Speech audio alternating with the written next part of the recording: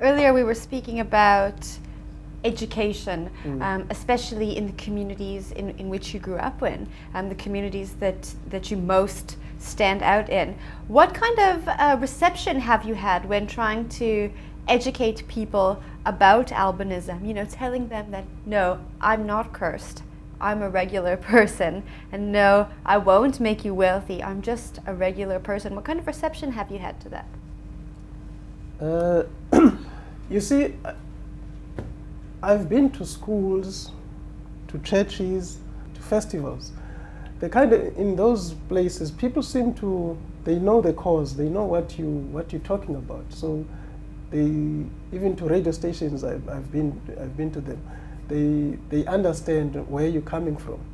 So I think that, as I said before, we are stuck with tradition, with our cultural beliefs that if our forefathers believed in this, so we were going to carry on with what they believed in.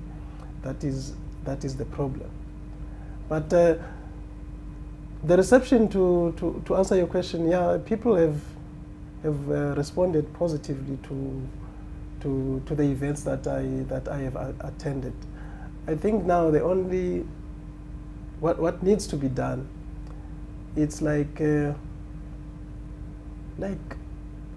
authors, like poets, like churches and schools, they must educate people, talk about albinism condition, because clearly it is not understood if you're judging from what has happened in KZN. People, they pretend to be understanding, but they're not.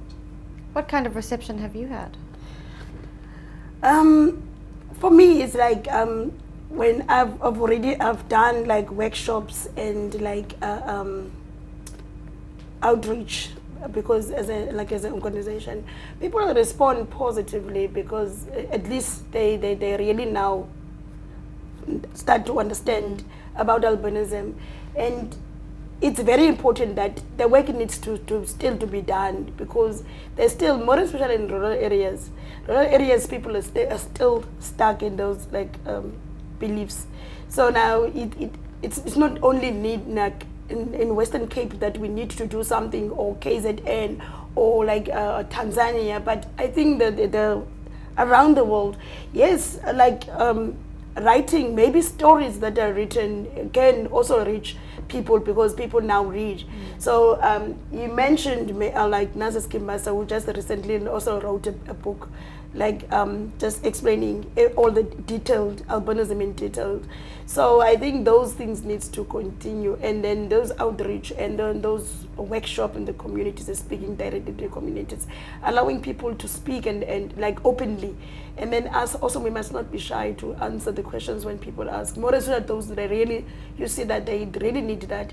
And then the important thing is that I think that even the syllabus, if the government can maybe give it, that the syllabus, even the law, South African law, maybe it can be stipulated, because the reason that these things are happening is that there's nothing that is done.